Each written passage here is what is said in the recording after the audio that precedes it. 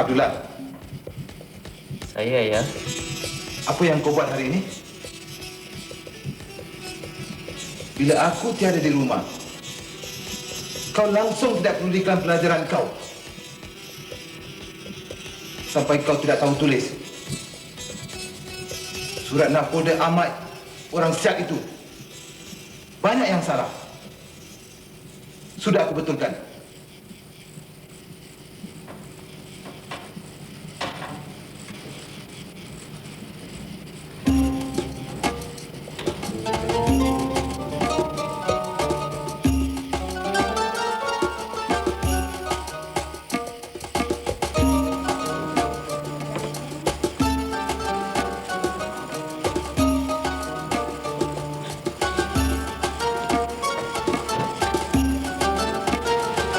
Silakan. Terima kasih, Cik Kadi.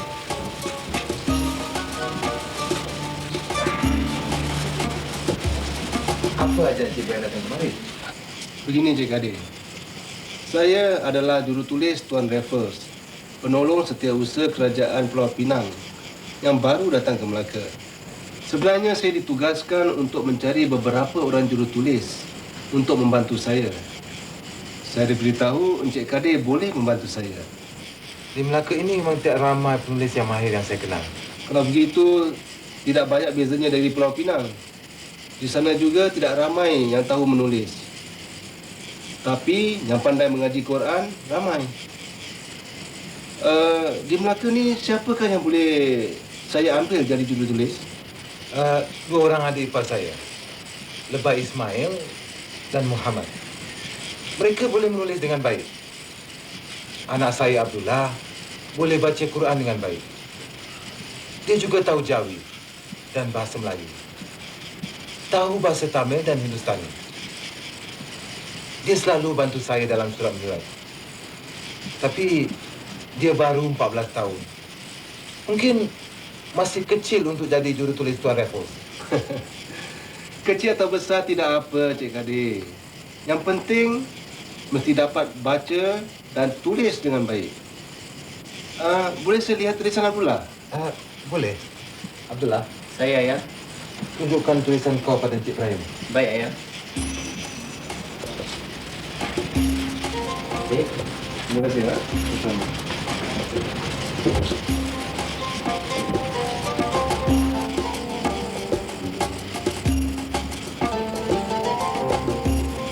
Bagus sekali tulisannya.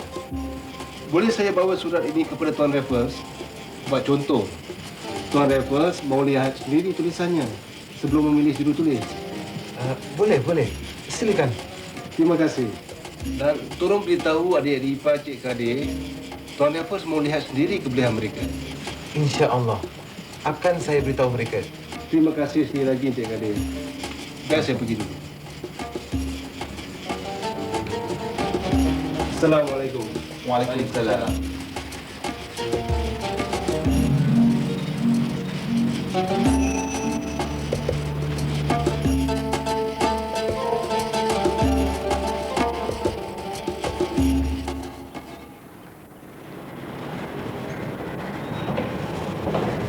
Kamu semua patut rasa bangga diambil kerja dengan Tuan Raffles.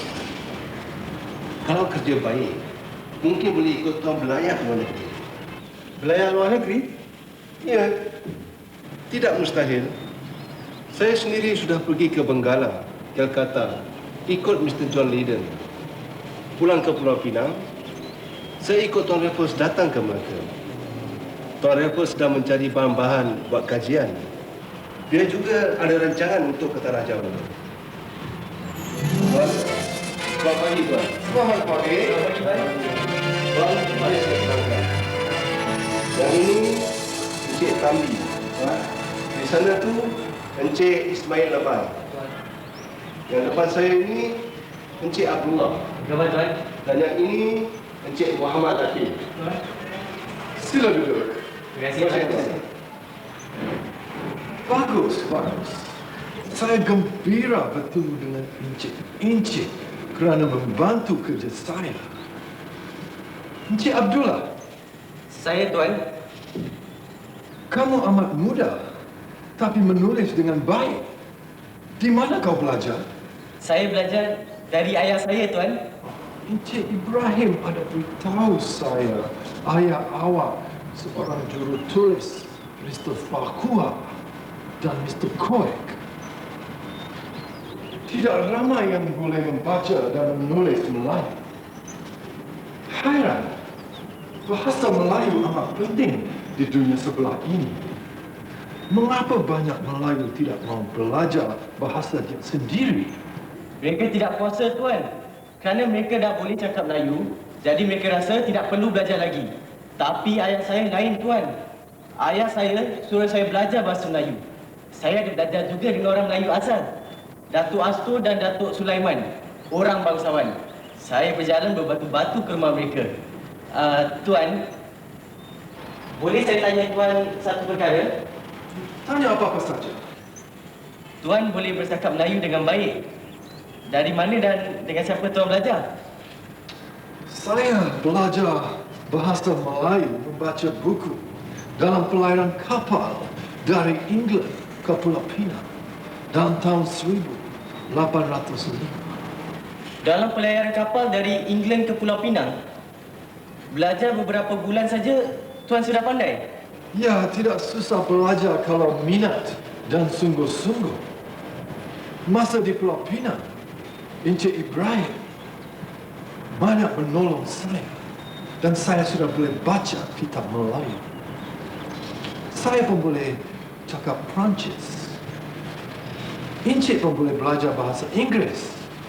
Lebih bahasa, lebih bagus. Saya sudah tahu bahasa Keling, Tuan.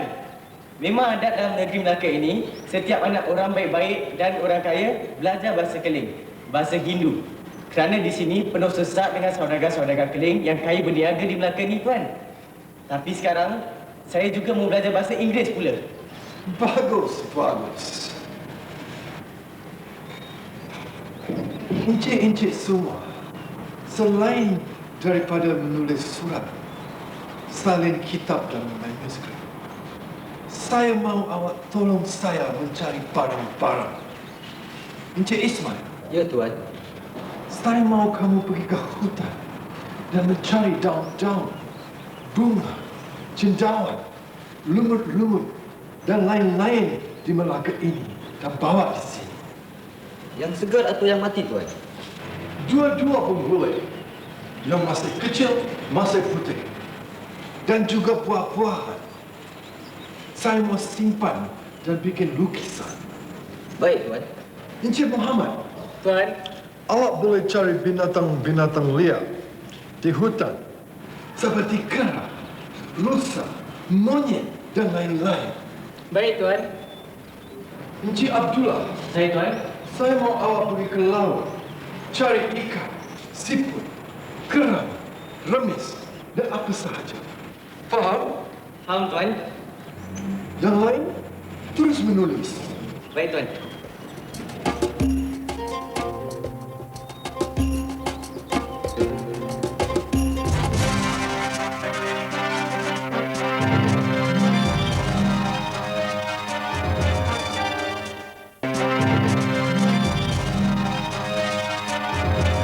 Cik Ibrahim, Ya, Tuan. saya mau awak tulis surat kuasa untuk Tunku Pangeran Siak dan Sultan Sambas, Kedah, Perak dan Sultan Negeri Pontianak.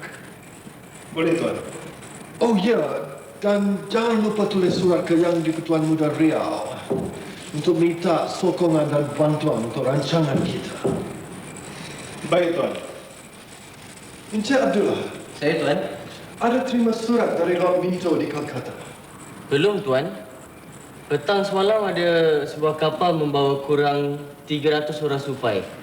Askar-askar India tiba dari Benggala. Tapi tiada surat dari sana untuk Tuan. Hairan, Lord Minto tidak dapat jawapan lagi.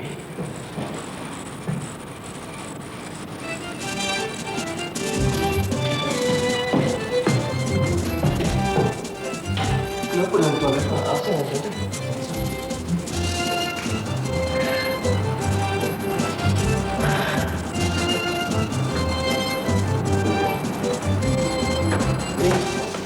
Awak siapa? Saya Dolmat Encik dari Mesir Tanah. Saya dengar Tuan Raffles suka beli macam-macam barang. Saya ada buat buah durian dari dusun sini. Baru bubur. Tentu Tuan Raffles suka makan. Oh, itu sebabnya Tuan Raffles lari ke atas tali. Mungkin juga. Tuan Raffles sangat marah. Dia perintah jangan beri lalu satu orang pun bawa durian dari pintu ini. Minta maaf saja, Haji. Kita dengar sendiri kan?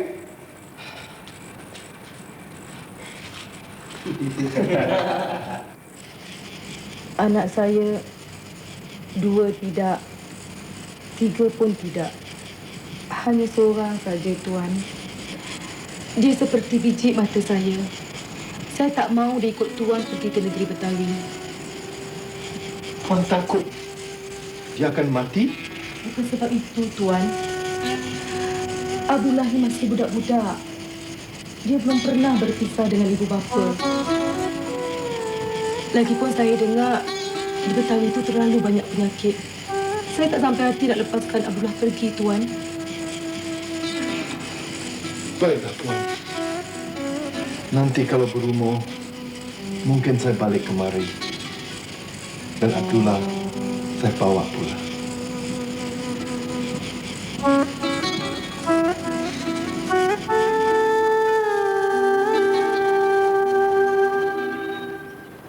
Encik Abdullah, saya sudah pujuk Mak Encik.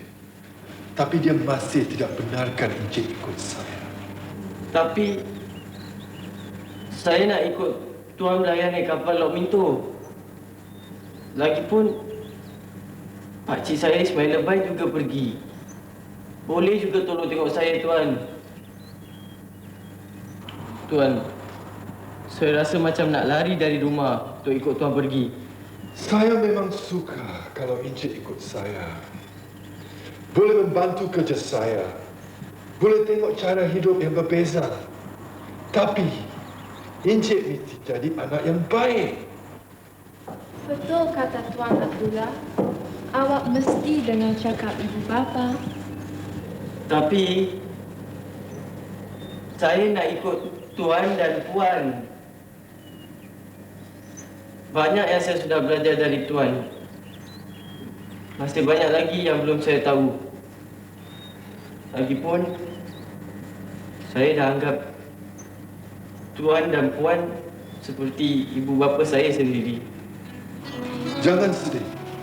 Kalau umur saya panjang, saya akan balik jumpa awak lagi. Dan mungkin kamu boleh kerja semula dengan saya. Saya akan tulis satu surat.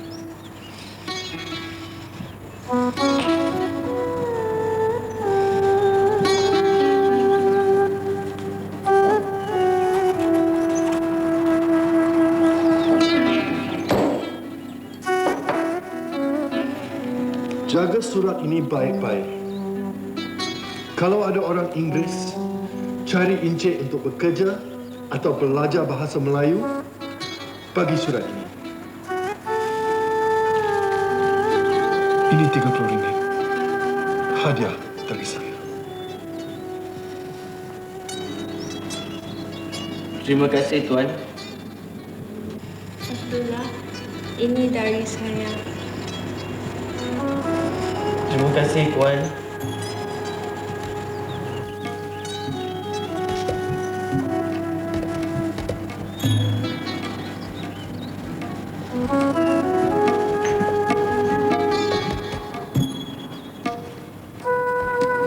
Puyu-puyu konun namanya. Di dalam kolam konun tempatnya. Cantik manis barang lakunya, serta dengan budi bahasanya. Dalam kolam konun tempatnya, dipijak oleh Laksamana. Cantik manis barang lakunya, serta dengan bijaksananya.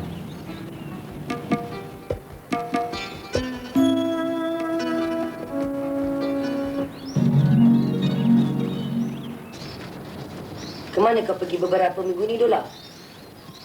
Yalah, Dola. Sebab lama tak nampak engkau lah. Aku ajak Sali datang kemari. Aku sibuk mengajar bahasa Melayu. Aku mengajar seorang padri orang putih, Mr. Mill dengan anak-anaknya. Dan juga seorang padri bangsa Jerman, Mr. Thompson. Apa? Kau ajar padri-padri Kristian bahasa Melayu? Mereka itu semua berminat sungguh nak belajar bahasa Melayu. Lagipun pengalaman dan surat Tuan Raffles banyak membantu aku. Kau tahu boleh, Ali, sekarang ni aku sedang belajar bahasa Inggeris dan bahasa Cina dengan Mr. Mill. Dola. Kenapa kau minat sangat nak belajar bahasa orang putih tu? Apa? Mereka boleh faham bahasa kita? Tuan Raffles pernah menasihati aku supaya belajar bahasa Inggeris. Ia amat berguna kepadaku. Kau ni, dari dulu lagi, sayang sangat dengan Tuan Raffles. Sekarang dia tak ada di Melaka. Kau masih nak ikut nasihatnya juga? Aku tidak dapat melupakan budi baiknya. Aku dengar tentera British yang dipimpin oleh Tuan Raffles dapat menawan Betawi daripada orang Belanda dan Perancis. Dan sekarang, dia digelar Sir Thomas Stamford Raffles. Yelah, kalau kau nak belajar bahasa Inggeris, belajarlah dengan orang lain. Tapi kenapa mesti dengan padri? Susah, Saleh. Kerana tiada sekolah di sini. Cuma orang-orang kaya je yang mampu panggil orang mengajar di rumah mereka. Dan yang mengajar tu orang Serani atau Belanda. Dan mereka meminta upah yang tinggi. Berani betul kau pergi rumah padri itu. Mr. Mill baik orangnya. Lemah lembut. Dia ada pinjam ke aku 2-3 kitab Injil yang tercap dalam bahasa Melayu. Kau tengok ni, Leh. Ali. Belum pernah aku lihat huruf Melayu tercap begini. Siapa yang menulis kitab ni? Orang Belanda. Aku dah baca. Tapi susah nak difaham. Huruf dan bunyinya Melayu. Tapi dalam bahasanya bukan dalam bahasa Melayu. Canggung bunyinya. Yang ini kitab popular. Yang ini kitab orang putih. Bangun hurufnya bagus. Tapi perkataannya tidak ketahuan. Bukan Melayu dan bukan Inggeris. Sia-sia je orang yang membuat kitab ini. Ada bagusnya buku agama Kristian ni sukar difaham. Jika tidak, kita akan terpengaruh dengan ajaran agamanya. Abdullah, lebih baik kau jangan baca kitab itu. Buangkan. Nanti rusak iman kita. Bagaimana kau boleh tahu yang ini kitab orang putih? Ini bahasa Melayu. Dan apakah ertinya iman? Adapun ertinya iman yang ku ketahui adalah percaya. Kalau aku membaca 1000 kitab agama lain, jikalau aku tidak percaya, bolehkah rosak imanku? Sudahlah, Saleh. Aku tak mau dengar lagi percakapan bodoh itu. Aku nasihatkan sebagai kawan. Tapi kalau kau anggap nasihat aku ni bodoh dan kau lebih pandai dari kita, terserahlah. Aku tak percaya Pak itu akan mengajar dengan percuma. Ada muslihat di sebaliknya. Yalah, Abdullah. Betul kata Saleh tu. Kami kemari pun sebab ambil berat tentang kau sebagai seorang sahabat. Kami tak mahu kau tertangkap. Padri-padri tu tentu ada udang solid batu. Aku tak fikir begitu. Selama pemerhatian dan pergaulanku selama ini dengan mereka dan juga orang-orang putih yang lain, mereka tu semua orang yang baik-baik, yang berpendidikan dan menghargai ilmu. Dan aku menghormati ilmu dan kebaikan mereka itu. Ilmu itu tidak mudah didapatkan. Tapi kau harus ingat, tak semua ilmu yang sesuai dengan agama kita. Ada yang boleh menyesatkan kita. Sejak dari kecil lagi, aku berusaha bersusah payah untuk menuntut ilmu. Tak kira dengan siapa dan dari mana pun. Faedah ilmu inilah yang harus kita utamakan. Bukan niat buruk yang bukan-bukan. Aku tak mahu hidup jadi bodoh dalam kejahilan dan kemalasan seperti orang lain.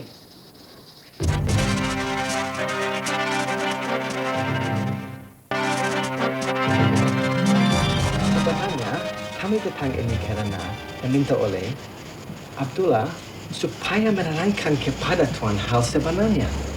Jadi, dia datang mengadu pada tuan-tuan. Alah, kurang ajar. Oh, please.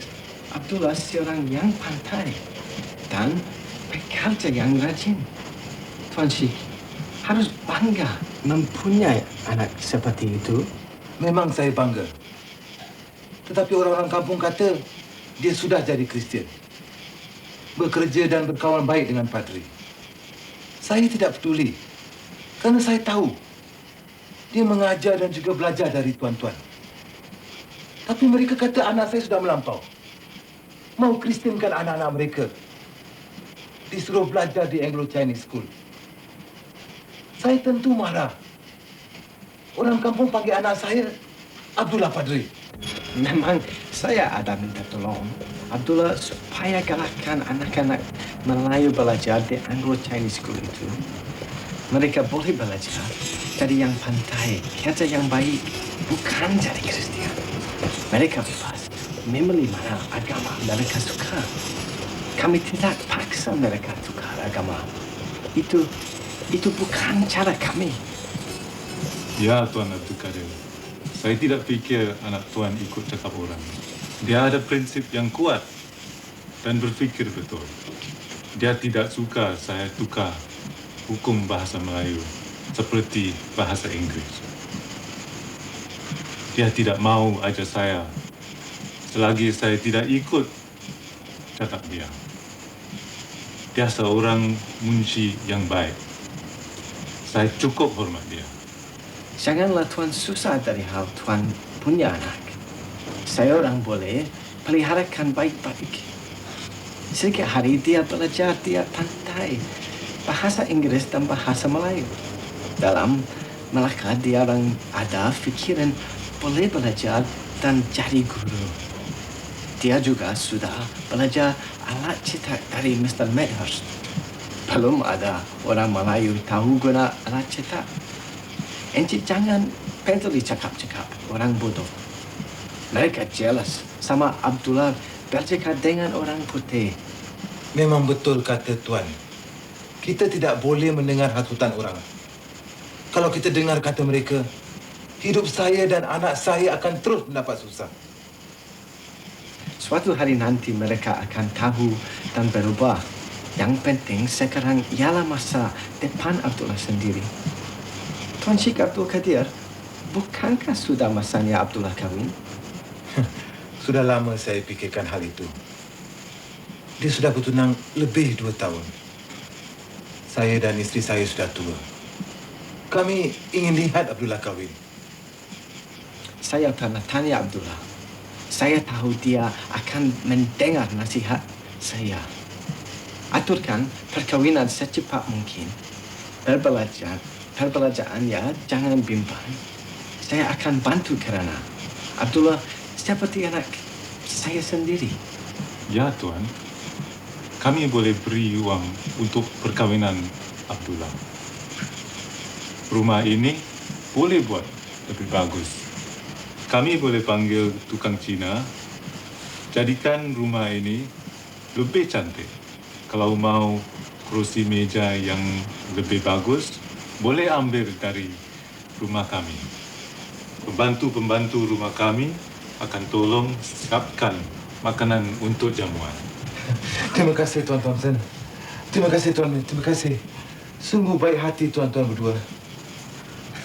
Kita semua sayang pada Abdullah. Kita mau majlis perkahwinan cukup baik.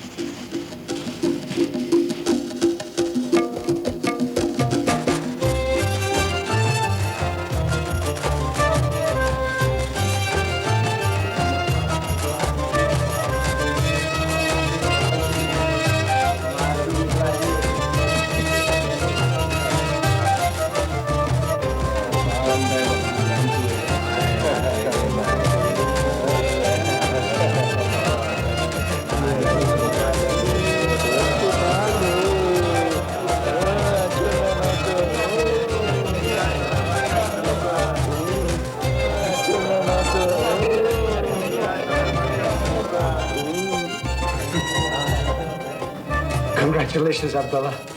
Abdullah, awak boleh pergi cuci selama 1 bulan.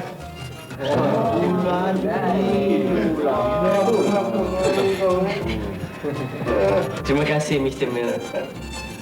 Budi baik Tuan, saya tidak akan lupa sampai bila-bila. Semoga Allah memberi kesejahteraan kepada Tuan dan anak-anak Tuan selama 7 keturunan. Hutang emas boleh dibayar, hutang budi dibawa mati. Terima kasih Tuan Milner.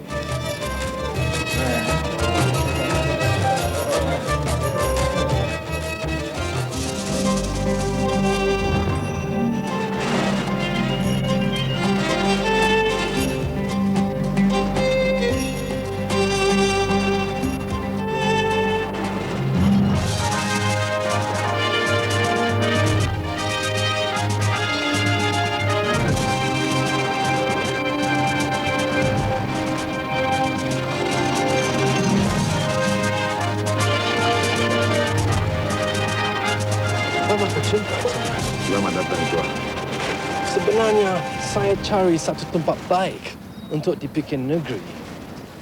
Oleh kerana Melaka sudah diserahkan oleh Sri Maharaja Inggeris ke Maharaja Holanda.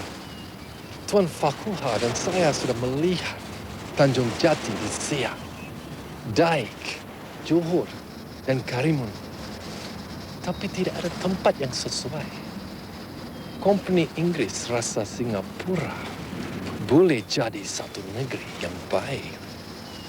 Kerana dalam adat undang-undang orang Melayu, Temenggonglah yang punya perintah selalu tokong pulau ini. Jikalau kiranya di sini diperbuat Inggeris negeri, segala orang Melayu akan terlalu senang hendak berniaga. Kerana segala saudagar-saudagar orang putih boleh datang kemari berniaga. Pulau ini akan maju. Tengku Temenggong dan orang-orang Selat akan hidup senang. Tetapi yang ampunya sebenar-benarnya Pulau Singapura ini ialah almarhum Sultan Mahmud. Tuanku mempunyai 2 orang putera, Tunku Abdul Rahman dan Husin, yang sekarang bergelar Tengku Lok. Sekarang menjadi serba salah orang-orang besar dalam negeri Daik, Riau dan Pahang. Siapakah yang akan dilantik menjadi sultan oleh bendahara?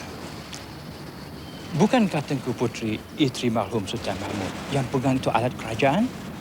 Ya, memanglah